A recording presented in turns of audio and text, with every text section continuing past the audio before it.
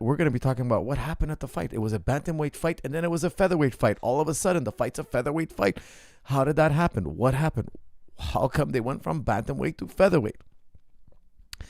A lot of people don't know what happened. Why? Because the UFC didn't really mention it. They didn't really broadcast it. They didn't really put it out there. Okay, a lot of people might not be aware about what happened. Okay, so Aiemann Zahabi made bantamweight. He made his weight. He was at 136.8, maybe 20, 30 minutes away from making weight, and he's going to check in really early. They're allowed to check in at 8, and then they weigh you in at 9. And they go by order. Of course, they give priority to the main event. However, if you check in at 8, 8:15, you're one of the first guys to get on the scale. Aiemann Zahabi is making weight. Things are going very well. He makes weight well. He's in good shape. He's a natural bantamweight.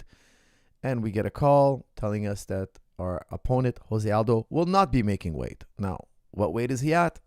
At the time, he was at 144, an 8-pound difference. Okay, we have a miss by 8 pounds, I should say. Missing by 8 pounds. Guys, for those of you who don't know, that's an astronomical amount. It's a massive amount of weight. Think about it. If there's a title fight on the line and you miss by 1 pound or half a pound or 0.10, you can't win that title. You know, they don't allow. They consider it unfair. That's 1 pound, half a pound, 0.1. If you're 0.1 over, oftentimes they make it a one-way title fight. Your opponent can win the title, but you cannot win the title. Of course, in UFC, if you get a fight bonus, they won't give it to you if you didn't make weight. You have to make weight to be eligible for a fight bonus. If you're fighting somebody and you get fight of the night and your opponent missed weight, they give you both bonuses.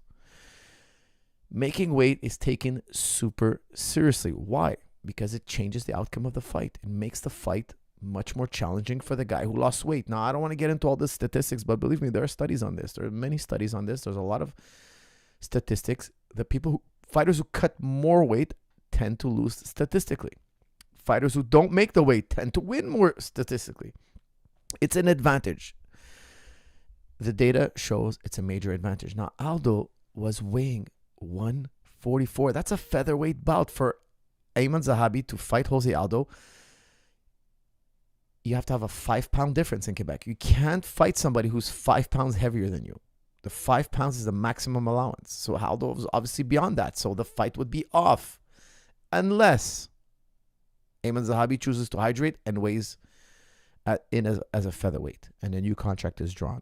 Now, I will tell you something. A lot of, when we got the news, we thought this is a very risky fight. It's an incredibly risky thing to do, to go up a weight class and fight somebody who's a natural featherweight. I don't know how he made bantamweight in the past, but he's definitely not making bantamweight now. He's not able to get into that weight class. He was overweight. I could understand a pound or two, and that still would be a huge difference. That still would be a massive advantage. But 8 pounds is absurd, out of the realm of possibility for us. Nonetheless, we negotiated with UFC. We talked, we negotiated, we thought about it as a team. And of course, a lot of people were saying it's too risky. Don't do it. Don't do it. Even I myself didn't want the fight to materialize. It's too risky of a fight. 8 pounds is too much. And we all know Jose Aldo is incredibly dangerous. He's only ever been beaten by 4 men at featherweight. Who are those 4 men? Conor McGregor, Max Holloway, Alexander Volkanovski, and now Aiemann Zahabi. Okay. Now, Aiemann decided to do the fight at featherweight. He accepted to do the fight at featherweight. I will tell you, that was incredibly gutsy, incredibly brave. I think he's a little bit crazy. It's too much weight, in my opinion. He accepted the fight. He wanted to do the fight. Of course, the UFC, they were generous with him. He was voted as the people's main event. I'm sure a lot of people wanted to see that fight. The 2 guys who were going to strike, 2 guys who ain't going to wrestle. The first guy to wrestle is going to lose. This guy, he's in trouble. These 2 guys are both good at jiu-jitsu, both good at wrestling, but they like to strike. And it was going to be a nice, exciting, striking fight. The UFC did what they have to do to keep the card together, to kind of incentivize everybody to want to make this fight happen. Okay, they wanted the fight to happen. Aiemann accepted. They made the fight happen. I thought it was a bit crazy. 8-pound advantage. I can't say how much I think that's unfair. If my brother, okay, he missed weight by 8 pounds and he got into a fight with a bantamweight. Let's say we reverse everything. Let's say my brother's missed by 8 pounds and he fights a guy 8 pounds lighter and the fight is close. And the other guy gets the nod and my brother's, wondering, hey, you think I should have won? I would tell him, listen, you missed by 8 pounds. There's no question. Don't even argue that you know what I mean? If you miss weight by 8 pounds and the fight is close, don't complain. Like, you had an 8-pound advantage. It's absurd, okay? Now, you have to remember, they didn't both go in at featherweight. No, Aiemann made the weight. He made the weight. And then they bumped it up to featherweight. So it would have been nice to tell us the night before, hey, we're not going to make weight. Don't bother cutting all this weight. You're already going to be undersized, but don't. We had two major disadvantages, okay? One, Aiemann was smaller, and two, he made the weight. He had to cut extra weight they didn't need to lose. Okay, for those of you who don't know, it makes a massive difference on your ability to generate force, have cardio, etc. Now, I got to tell you guys something. I know I met Pederneiras and I met Jose Aldo before and after the fight. They were incredibly nice. I have so much respect for Jose Aldo and Pederneiras. I trust that they tried their best to make weight. They just weren't able to make weight. I don't think they were trying anything underhanded whatsoever. To me, I hold them up in the highest regards. As martial artists, as people, I don't know them that well personally, but I'll tell you something. I used to be for a long time. I'm a huge admirer of Andre Pederneiras. I used to train with Vagdi Fabiano. Vagdi Fabiano, a black belt under Andre Pederneiras. I was under the lineage of Andre Pederneiras at one time. Okay, so I started off with Renzo. Then I moved to train with Vagdi Fabiano because he was the only black belt in Montreal at the time. And we were under the lineage of Pederneiras. And then Vagdi left. He left Montreal, so I went back. Now starting to train in New York. The story is more complicated than that, but we ended up training in New York back under Renzo Gracie. Okay, it was the closest black belt in our vicinity that we can train with. Okay, so I know Pederneiras' story from back in the day. He's one of the great all-time Jiu-jitsu and MMA trainers. Okay, he's given out over 100 black belts. The man his credibility is impeccable. Nonetheless, 8 pounds is still 8 pounds. As much as I trust Jose Aldo, as much as I trust Andre Pederneiras, as much as I respect them, to me, Jose Aldo, I call him the final boss. Like, he's the final. If you made a video game, a martial arts video game, Jose Aldo is the final boss. Why? He's not going to take you to the ground and put you in a soft submission. No, he's going to beat you down. He's the scariest guy. He's going to beat you down. He's super explosive. He's like the Mike Tyson of the featherweight division. He's super powerful, explosive. He's in your face. He's just incredible.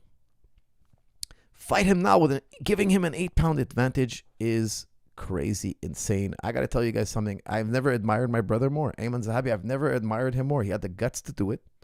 He went in there. He fought super smart. And not only did he win, he took a soccer kick to the face by a guy who is a semi-pro soccer player, known for the hardest kicks. He kicks men in the legs and they can't take it.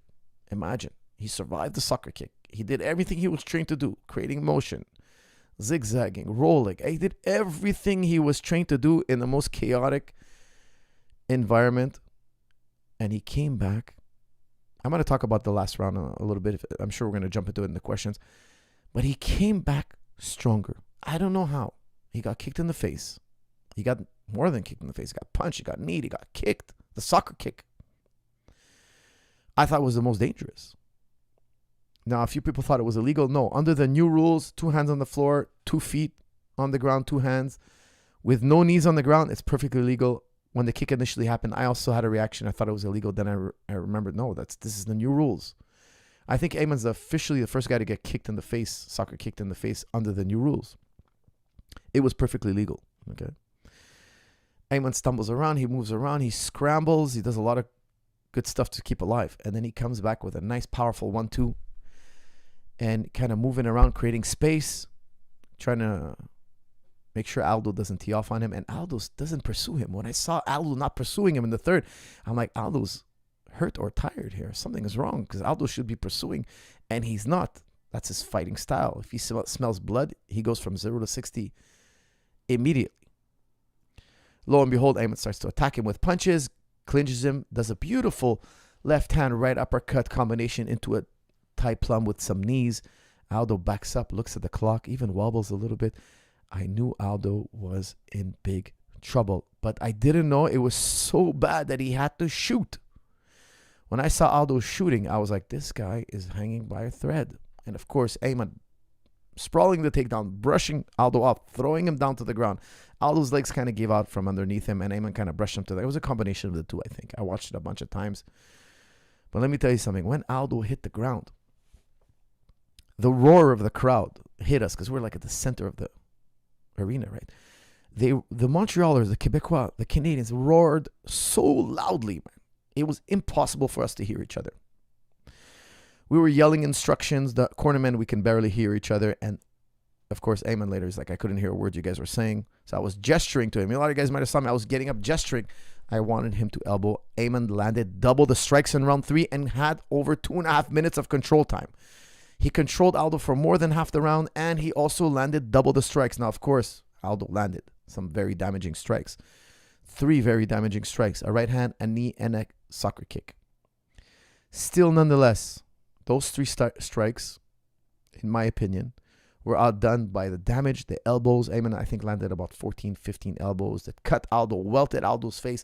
Aldo was on the ground holding the glove. Like when you're holding the glove, you're desperate. You're desperate. He's holding the inside of the glove. He just can't stop Aiemann from hitting him. And Aiemann was grounding and pound, scoring control time at the same time. And it was a very close fight. I know there are millions of Aldo fans out there. I know there are millions and millions of Aldo fans. Count me and my brother in. We are the biggest Jose Aldo fans. After the fight, we got to take pictures with Jose. We got to hang out with him a little bit. He was a gentleman. He's a sweet human being. He's very kind. He didn't say one negative thing. Of course, with Pendaneris, the same thing. Gentleman, true gentleman. We had only nothing but positive things to say to one another. But if the roles were reversed, if let's say Aiemann got it, let's say my brother had lost the fight and it was very close and our fans were saying they thought we won, I would tell my brother, listen, you lost, you missed by 8 pounds. There's no way you should. I would be embarrassed to debate for him that, oh no, he should have got the nut. I would be embarrassed. You missed by 8 pounds. The fight was close. You lost. Like if you missed by 1 or 2 pounds, I would feel bad arguing. But by 1 or 2 pounds, I'd be like, yeah, but we missed by 2 pounds. We shouldn't talk. Like 8 pounds, I'd be like, man, don't even say one word. Shake the guy's hand. He saved the fight. He took the fight. You made money that night because this guy had the guts to step in there. And all the fans, I would tell them, I don't have millions of fans, okay, but if I had, I would tell them, guys, I respect the guy. He stepped in. He saved the fight. He made the fight happen. He fought well. Hats off to him. That's it. That's all I would say because that's what a true fighter would say. Fighters know that missing by 8 pounds, the fight is off. The fact that your opponent says yes and you still get paid. And guys, I'm not saying this to Jose Aldo. I have the utmost respect for Jose Aldo and entrepreneurs. I'm saying that for the millions of fans I know are going to tune in on this episode just because they hate. They want to hate on us. Our friends are on this channel, and now today is going to be a lot of our enemies. A lot of the people who don't like us, and I get it. Because Jose Aldo is the man. We love Jose Aldo. Include me, guys. Include me. I love Jose Aldo. I'll wear a Jose Aldo shirt. I love the guy. He's a beautiful human being. He's an incredible fighter. I respect him. I think he just can't make 135. His body's not, that's what he said. He said after the missing weight, he did an interview saying, look, I'm going back to 145. My body's not made for 135. My body can't get that low. Guys, I can't tell you guys enough how amazed I was, how friendly and kind Pendaneris and Jose were before and after the fight. I have nothing but praise for them as human beings and as martial artists.